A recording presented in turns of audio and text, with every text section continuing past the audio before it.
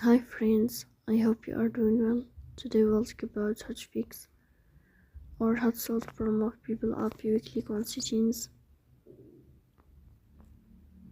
Here we click on apps, default apps, app settings.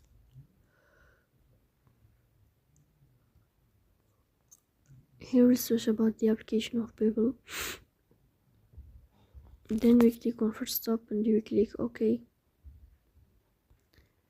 Here you will enter to the window of storage.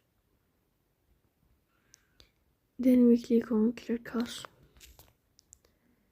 In the end, you will turn off your phone and you will wait a moment to restart your phone again to fix that problem.